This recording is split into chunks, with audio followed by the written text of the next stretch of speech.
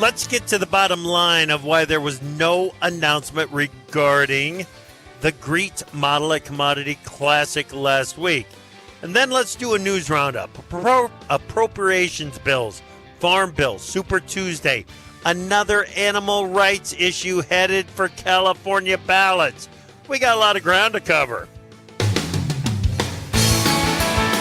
Live from Super Tuesday via Farm Journal broadcast, this is AgriTalk.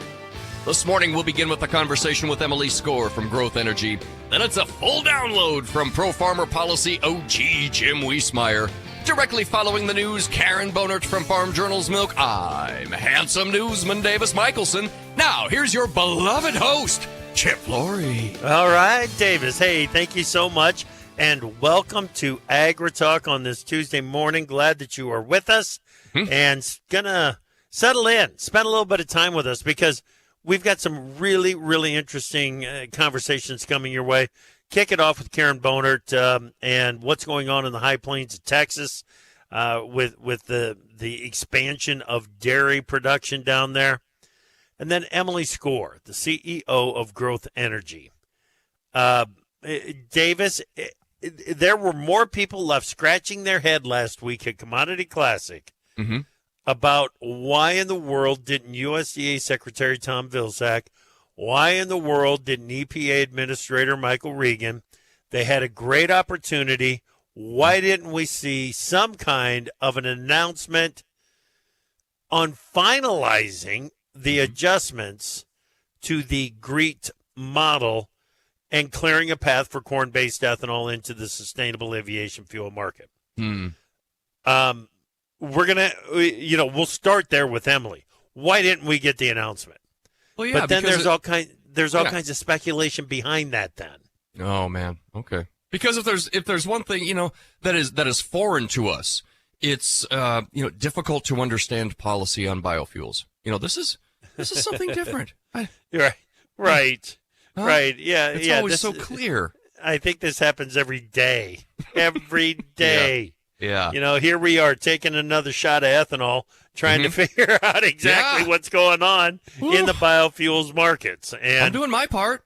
There you go. And it, in this case, we've got a lot of ground that we need to cover in a short period of time with Emily. And then Jim Wiesemeyer. Jim Wiesemeyer is going to come in. We're going to do a news roundup second half of the show because we need to do a news roundup in the second half of the show. There's just so much going on. Indeed. All right, let's get to the Michelson news. What do you got? You betcha. Well, let's start with the National Weather Service weather outlook, where a wet weather pattern for large areas to the east of the Mississippi River. Higher elevation snows continue for northern portions of the west on Tuesday with improving conditions by tomorrow. Much above average temperatures expected for much of the lower 48 to the east of the Rockies. Over the next few days, 47 degrees and cloudy in the city of Kansas this morning, Chip. Yeah, 40 degrees here in northeast Iowa and sun. Ooh. Clear skies today. Yep. Sounds nice. Well, Super Tuesday, a super crucial event in the 2024 election cycle, will provide answers to key questions for voters nationwide. Taking place in 15 states and one territory, it encompasses presidential primaries, congressional contests, and notably, Chip, the first gubernatorial primary in North Carolina. That's a swing state with high stakes. The House Budget Committee plans to mark up a fiscal year 2025 budget resolution on Thursday ahead of President Biden's budget proposal on March 11. The resolution aims to balance the budget within 10 years. This move is unusual, Chip, occurring before the president's budget submission and even before Congress has finalized fiscal year 2024 spending bills. I mean, we can't get one figured out this year. Let's just move on to 25. Let's just move on to next year. Is that what we're doing? Nah, why not? Oh, good grief. Vice President Kamala Harris held a meeting with Benny Gantz, a centrist political figure and rival of Israeli Prime Minister Benjamin Netanyahu amid rising tensions between the U.S. and Israel. This meeting, not sanctioned by Netanyahu, signifies growing frustration within the White House toward the Israeli government. Global Terminal Services, which operates a Turkish oil terminal, announced its decision in late February to cease Russian crude oil imports, citing a commitment to comply with all sanctions, including the G7 price cap on Russian oil. This is interesting, Chip. The Turks have been friends of the Russians, and now this terminal here not accepting Russian crude. Yeah.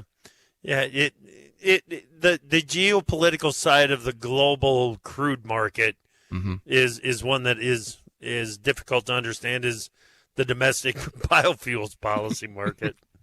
Well, Chip, animal rights groups have submitted 37,000 signatures to qualify a ballot measure in Sonoma County, California, alarming farmers statewide. The initiative, led by the Coalition to End Factory Farms, seeks to ban concentrated animal feeding operations. The local Farm Bureau warns of severe consequences for Sonoma and potentially other counties if similar efforts are pursued elsewhere. Yeah, there's like 80 CAFOs there in Sonoma County, California that could be ruled illegal if this would pass on the state ballot. Well, President Biden will hold a meeting this afternoon of his Competition Council to announce, quote, new actions to lower costs for hardworking families by fighting corporate ripoffs.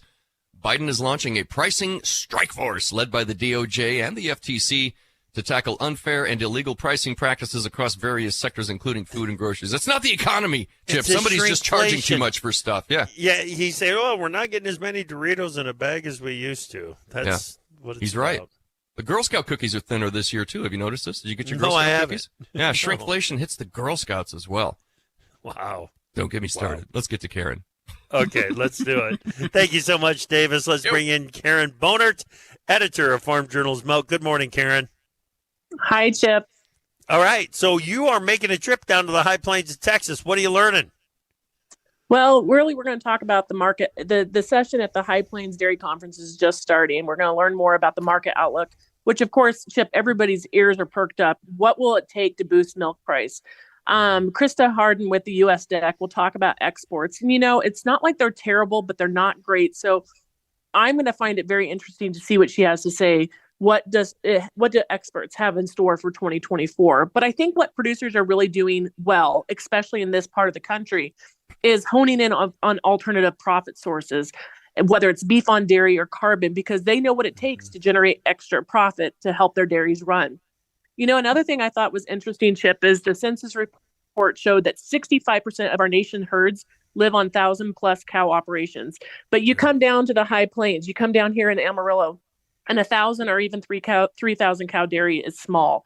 Most of these operations milk a lot more cows. And so I'm interested to talk to some of these producers during the breakouts to learn, what does growth look like for them in the next 3 to 5 years? And how are they going to tackle the same challenges that I'm facing up in Illinois, whether that's feed availability, price, labor? Last week, I was able to speak to a big calf ranch in Western Kansas, and they're saying a lot of their clients are doubling their herd size. And so when you milk 10,000 cows, Chip, and you double it, and so does your neighbor, what I'm getting at, what percentage will 5,000+ herds represent in the next 3 to 5 years? So I think that we're going to see growth like we've never seen growth before, especially in this midsection of the country. And my big question is, can supporting infrastructure step up and support the needs of these large dairies that are only going to get larger? Yeah. Well, and I immediately go to the risk management side of things and some of the tools that are available through USDA, whether or not they are adequate for the size of the dairies that are in our future. And I think the answer is no. So yeah, a lot of work. We'll report more or less next week. Absolutely. Yep. Thanks, Chip. You bet. Thank you, Karen. Karen Bonert, editor of Farm Journal's Milk. Go to www.dairyherd.com. We've got Emily Skor next here on AgriTalk.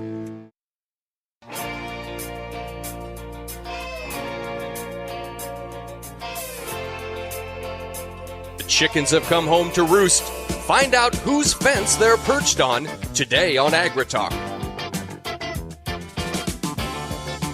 Welcome back to AgriTalk. I'm your host, Chip Flory. Glad that you are with us. I was in Houston, Texas last week at Commodity Classic. Big Apple Joe Stackler and I were down there. And the anticipation was building into the appearance by USDA Secretary Vilsack and EPA Administrator Michael Regan. The idea was that we were going to get a final announcement on the final adjustments to the GREET model, and we would know just exactly where corn-based ethanol stands going forward on the pathway to sustainable aviation fuel. Instead, they kind of kicked the can down the road and said, it's going to take a few weeks. Emily Skor is the CEO of Growth Energy. Emily, welcome back to AgriTalk. It is so great to talk with you again. How are you? I'm terrific. Thanks, Chip. Good. I would assume that you were anticipating more than what we got from Vilsack and Regan last week. We certainly were, and we all had been for some time, and it was the administration who really built up those expectations for us. And so needless to say, yes, Friday was anticlimactic. We still don't know. Right. And so it's frustrating.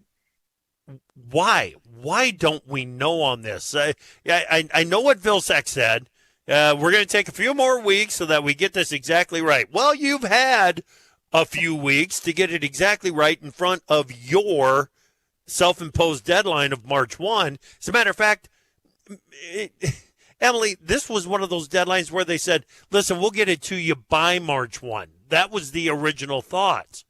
Well,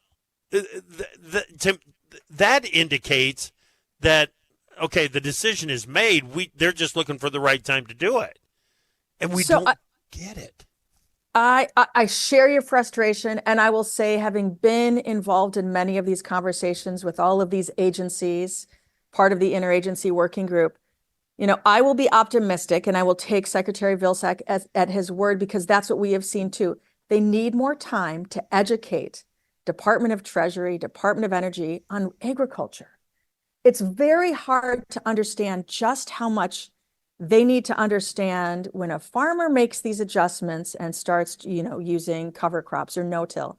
It's an investment that is measurable. There's a sense of permanence. There's a valuation to it. It's all about how do we verify?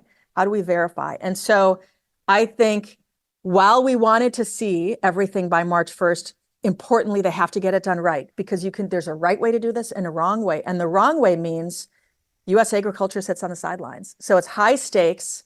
And I think USDA I know they're very involved, as are we as a broad industry, because we've got to get this right. We've got to follow the science. Mm-hmm. Well, and following the science is so important on this, because if they do follow the science, then corn growers and the corn-based ethanol industry should eventually expect good news from this, correct? Absolutely. If they follow the science, there's a pathway for us to participate in the sustainable aviation fuel market, which the administration needs, because it's only biofuels that can be produced in the volume that you need to meet these goals. So that's how we, if you look at the GREET model, it already has the tools to incentivize carbon-friendly farming, to incentive, it already recognizes where we are on land use. That trend line continues to go down. The latest innovations in biofuel production, carbon capture and sequestration. So, we'll give them a few more weeks, because we want them to do it right, but we've got to see it soon, and it's got to follow the science. Right. If there is more,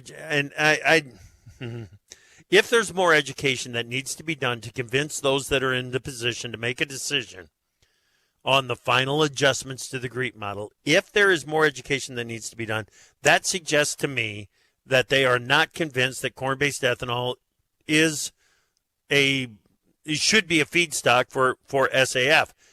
But I'd also venture to guess that those that are questioning the viability of corn-based ethanol are also saying, why in the world can't we get more sustainable aviation fuel onto the market right now? Am I think right? You're right. There's certainly political opposition. We know that there are environmentalists who simply do not want American agriculture to participate. And we know they are getting heard by some in the administration. We do know that there's a baseline total lack of understanding when you go outside the Department of Agriculture in terms of all the innovation that takes place on the farm. And so, but yes, the same voices who want 3 billion gallons of SAF by 2030 also have to understand the only way you get that is with our industry fully participating in the marketplace. Yep. Well, I tell you what, I do not agree with everything that comes from USDA Secretary Tom Vilsack. But on this issue, you're going to pick one person to go out and educate those that are in the position to make decisions on it, I think we better send Vilsack in there because he's all in on it, isn't he? He is all in. I mean, he himself, back when the administration first announced this SAF Grand Challenge, he himself has gone to the heartland and said, this is an opportunity. This is an opportunity for growers. It's an opportunity for biofuel producers. Also, when you look at the billions of dollars that this administration wants to invest in climate smart agriculture, biofuels, we're the marketplace that's going to pull that through. So if we can't leverage that in a marketplace for SAF, those dollars aren't going to be spent on carbon-friendly farming. So for many reasons, we are the answer for the administration, but it's making sure that the technocrats and the bureaucrats and the policymakers at these agencies, follow what the president last summer, he said, 95% of sustainable aviation fuel is going to be made by American farmers. Right. We know we can do it. They have to follow through on what he says he wants to see. Right. I normally, Emily, on that, I'd be 100% with you, but I've seen the administration so many times say, listen, we've got an opportunity now to make some advancements on our emissions reductions by using the fuels that are available to us now, and we get delays in E15 year-round availability, and there are other issues that continue to come up. What is the status of year-round availability E15? Well, so the administration recently, I think February 22nd, they finalized the rulemaking for those 8 Midwestern states that next summer of 2025, will be able to offer E15. We still don't have an answer for this summer. So as of this moment, June 1st, you're not going to be able to use E15 in your car. Now, Secretary Vilsack, again, I'm going to go to the secretary on this, has indicated that getting the Reed vapor pressure waiver should be something that happens relatively quickly. But I remember, you go back a year, basically what they were saying was we're going to give you the Reed vapor pressure waiver for 2023, but don't come asking for this again. I remember that too. You're right. I mean, I'm encouraged by Secretary Vilsack's comments that he's optimistic about a waiver this summer. We certainly think that the conditions right now in the summer in the fuel marketplace are just like last summer. We still have unrest in Ukraine. There's unrest in the Red Sea. You've got potential supply chain issues. E15 access helps, address all of these issues. But the fact is, because this is by definition an emergency waiver, if the EPA, let's say when the EPA makes this decision, we're not going to hear that until probably the end of April. Yeah, exactly. Couple of minutes left here, Emily. What else are you watching for? What other answers are you looking for from the administration regarding the future of biofuels? Well, the next big conversation, once we get an answer on this 40B tax credit and the update to the GREET model, it is the real opportunity with the clean fuel production tax credit. So that's the 45Z tax credit. That's the one that most of our industry is going to be able to really utilize. It's a 3-year tax credit. It starts January of 2025. We need guidance on how Treasury will administer that. And so the minute we get resolution on this 40B, this SAF tax credit, we've got to turn around and we need guidance and rulemaking on 45Z. That's really what is going to set the tone for our ability to grow in the years ahead. So that's critically important. And we got to get that in place before November. All right. I would imagine that all of the members of Growth Energy are putting together their carbon intensity scores right now, aren't they? Yes, they are. The challenge is you're not going to put steel in the ground until you get answers from Washington, D.C. Because a plant can say, I know what my carbon intensity is, but until Treasury says yes, and you will receive X, Y, or Z in a tax credit, that capital is just going to sit on the sidelines. And it's waiting. The capital is waiting. We just need answers from Washington. Right. And I do know that as some of the farms are going through and looking at their carbon intensity scores, there are some opportunities out there for the 45Z tax credits going forward, 3-year program. Emily, it's always great to talk with you. Thank you. Thank you very much. All right, Emily Skor, CEO, Growth Energy. Wiesemeyer's up next. Time for Markets Now with the experts from ProFarmer. Joining us now, ProFarmer editor Brian Grady. Beach, you'll take a look at what's going on in corn, soybeans, wheat. A little pressure back into the markets here on the second day of the trading week. What's going on?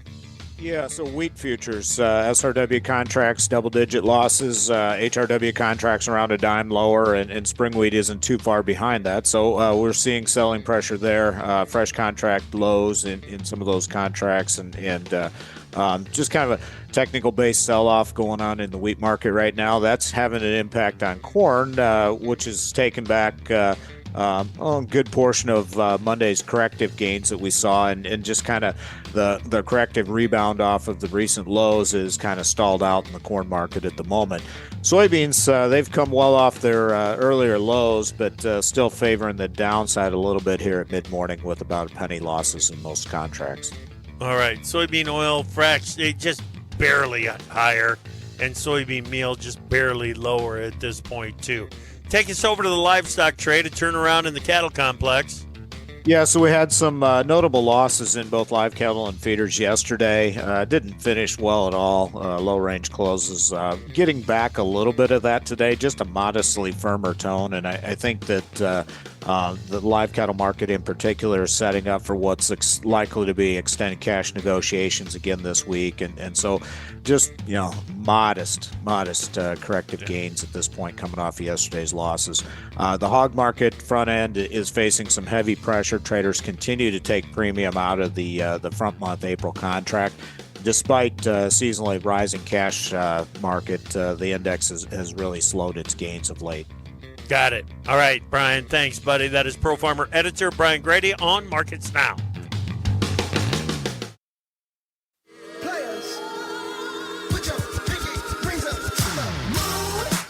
Opinions expressed on AgriTalk do not necessarily reflect the views of Farm Journal Broadcasting, affiliate stations, or sponsors. We've cleared the schedule for you. Give us a call at 855-482-5524 and join the conversation.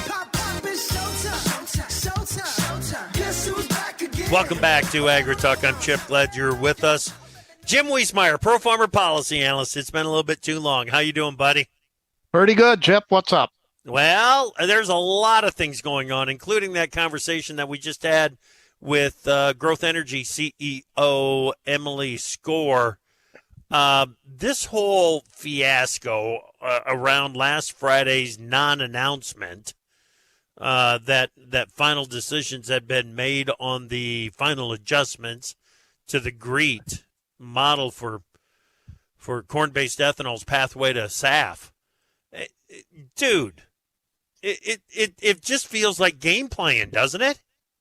Well, yeah, and she says we're waiting on decisions from the Treasury Department. When they do release it, let's hope they're detailed. And you saw where Ag Secretary Vilsack at Commodity Classic said one of the reasons for the murky rollout was this budget angle. That's noise, all noise.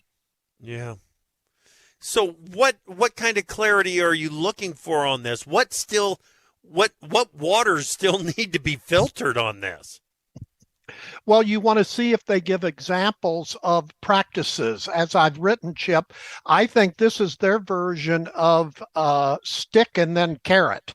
They're going to blend this into whatever their version of climate smart agriculture is, and they'll say that this is voluntary and all that, but I think we're seeing just the continuation of an autocratic government that wants to dictate how you do things in the totality of your life, not just ag.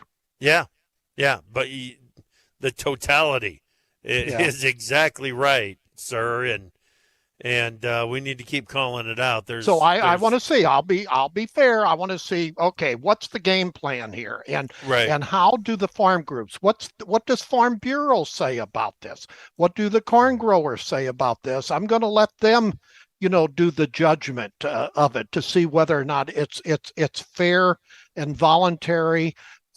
and also how do they weight certain practices, legacy cost, all that involved, Chip. But if the majority of farmers have to do a lot more to qualify, then it's the stick in front of the carrot. All right. I'm going to ask you a timeline question on this one because it is so important that we get this information and the details and the clear water. When Secretary Vilsack says it's going to be weeks, not months, do you think we can hold him to that? He's been pretty good on timelines, so he must have a date. They must. I'll look for when they're going to roll it out. They usually do it in a trip, as they wanted to do initially, Chip, in Houston, but it got waylaid. So I'll trust him on this one because in the past he's been pretty good on timing. That means it could take almost a month, several weeks. Yeah. Okay. You know, Jim, my first thought when I heard you give me the word on Friday last week that the announcement was not going to be made, my first thought was if you don't have good news to deliver to corn growers at Commodity Classic, then you don't deliver anything. Yeah, and that could still be the case. That could still be the case.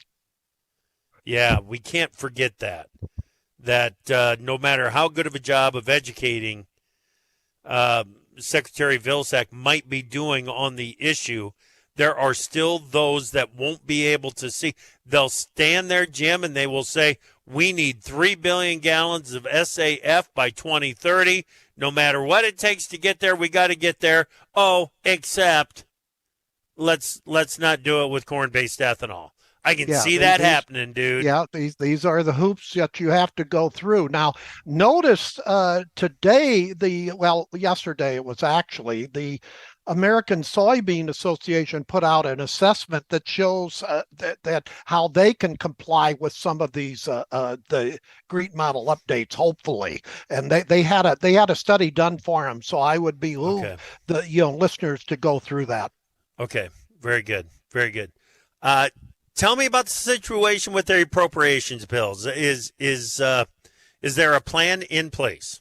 The end is here. It's going to be tomorrow for the House and either Wednesday or Thursday on the Senate, probably Thursday, the Senate. And the House does have the votes. So I think it's over, Chip. Thank goodness. And ironically, the House Budget Committee is already starting, thankfully, on a budget resolution for fiscal year 2025. Now, don't faint about that, but that's starting, hitting the ground running. Some people say that it should just go right to appropriations. But bottom line, to answer your question, this lengthy process will be over by the end of the week. Okay, so what does it mean? What does this mean next for Congress as far as being able to make progress on some of the other issues that I think most voters would like to see some progress? And I'm looking straight at the southern border in particular. Yeah. Well, I don't know about the next Congress. It's hard to call the next one without knowing the players. However, this Congress, this tells me in the House that the way to get things done again is to go to the middle of both parties. That's how they got the vote, and they'll get the votes. That's how they got the votes for the extension, and that's how they'll get the votes tomorrow to approve the bill. In other words, most of the Democrats and hopefully a majority of the Republicans. That neuters or tempers, Chip, the House Republican rebels who just vote no on everything. Right. So there's your secret, and that's progress. That is, if they continue that. The two major issues then remaining would be aid to Ukraine and Israel and Taiwan. I think some way will be found to do that. Maybe not, not the Senate approach, but the House will come up with an approach because it's that important. As far as the border, it's just no. Where you're going to have the November elections held to send a clear signal to the White House that immigration issue, an open border is not the way to go, and they're going to get the message November the 5th. Oh, yeah. Okay. Well, I don't know where that leaves us on the border between now and then. It just leaves what it is. You're thousands and thousands coming in a day. No change. Oh, yeah. Good Lord. Okay. And another area of confusion for me, on one hand, and I know that these are humanitarian airlifts that are going on and dropping food into Gaza. And at the same time, we're also looking at additional aid for Israel. Is that right? Yes, absolutely. But now we've Vice President Harris steeped into it big time by meeting with, basically call it an opposition person in Israel, and that's torn to U.S.-Israel relations into more than a kerfuffle, Chip. So we're getting so involved in the war of trying to dictate to Israel. It's just getting all mucked up. Yeah. Well, and Israel will not listen. Israel has shown in the decades that they'll do what they need to do, period. Yeah. Yeah. And I mean, if there's anybody that we want wading into the middle of this thing to bring some clarity to it, it's got to be Vice President Harris, right? Jeez. It's just, well, they put her out there. They put her out there to deliver that message. It's just, again, you wonder how World War II would have been transacted if we would have had this similar scenario that we're seeing in our country and the world now, Chip. I just shudder to think. Right. Okay. Senator Jerry Moran was on AgriTalk yesterday, and he said the Senate leadership and the Ag Committee has walked away from the Farm Bill. Do you think that's right? The Senate? Well, that's Stabenow saying she would rather. He's close to being right, because she's saying if you don't have it my way, I'm walking away. Yeah. And by her way, she doesn't want to give anything on the food, nutrition, and conservation funding areas. So she's got what she wants in that regards, Chip. I've said before, the Inflation Reduction Act gave her $20 billion additional dollars in conservation, $18 billion in spending. So that's okay. She's okay. She can ride into the horizon on that one. And then on the food stamps and food nutrition, that's like an annual appropriations entitlement. So she's used to getting not most of what she wants, everything of what she wants in a farm bill.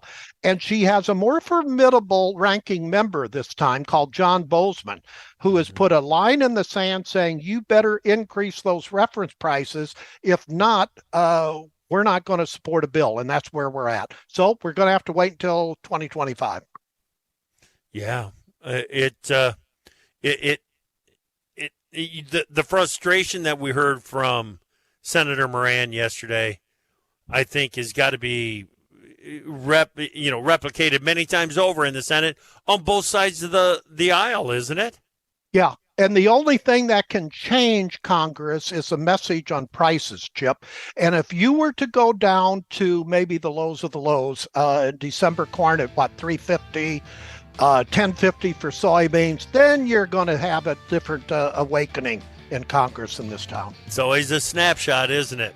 It is. It's always a snapshot of the current ag economic situation. Build a farm bill to suit it and move forward from there. We're going to continue with Jim Wiesemeyer, Pro Farmer Policy Analyst. We've got another livestock initiative out in California. Heads up here.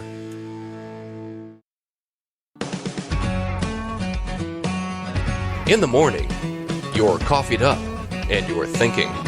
In the afternoon, you've calmed down, but you're still thinking.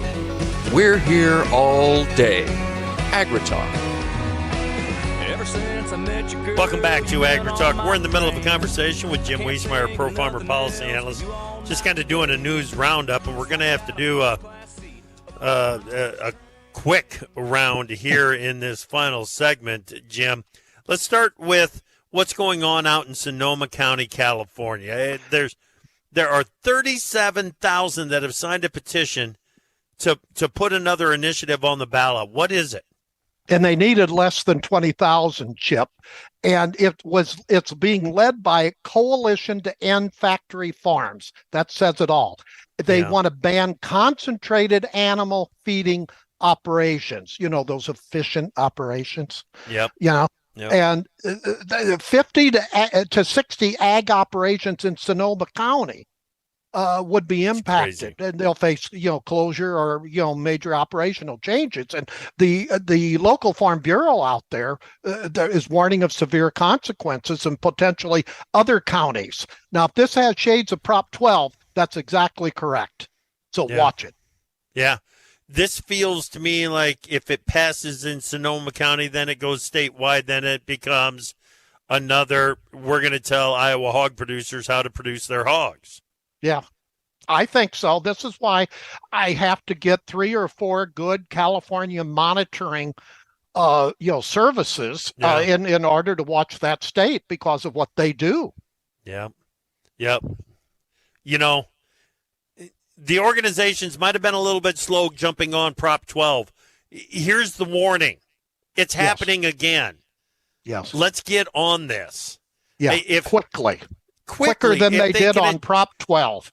If they can address it at a county level rather than the state rather than at the state level, good grief.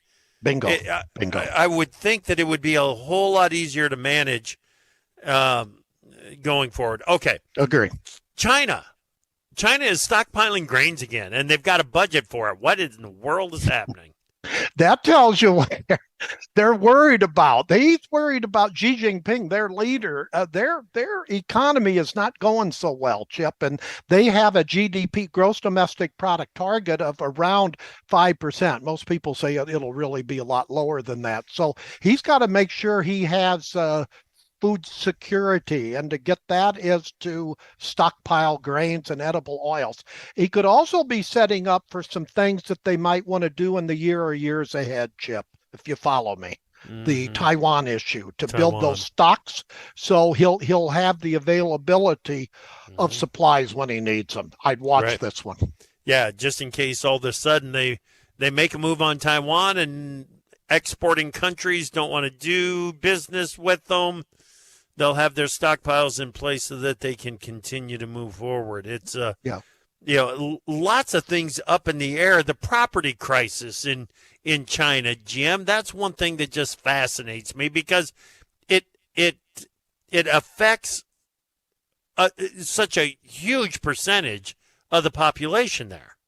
Absolutely. And they've got the reverse of what's happening here. They're worried about deflation.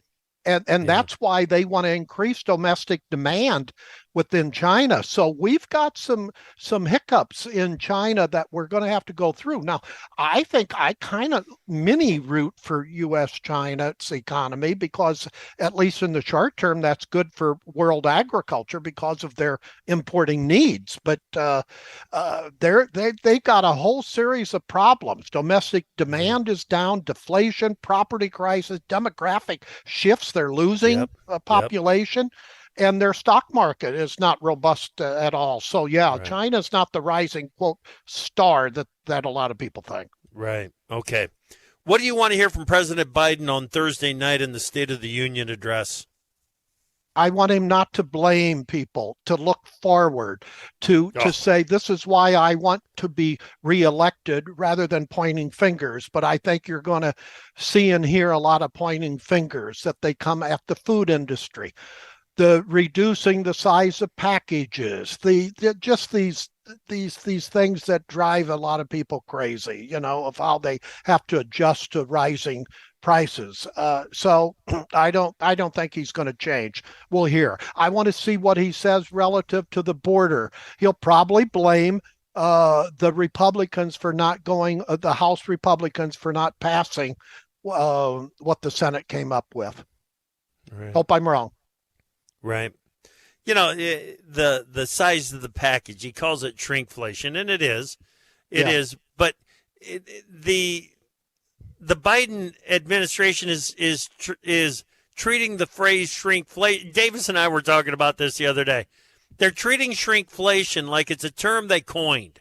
It's been around forever. Yes. And they act like it's something that's brand new.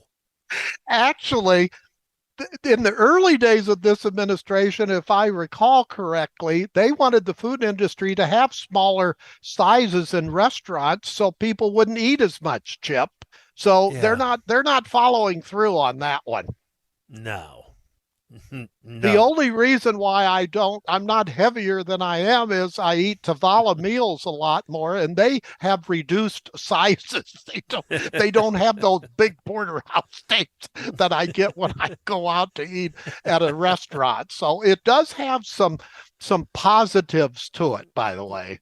Gotcha. Reduced amounts. Okay. All right.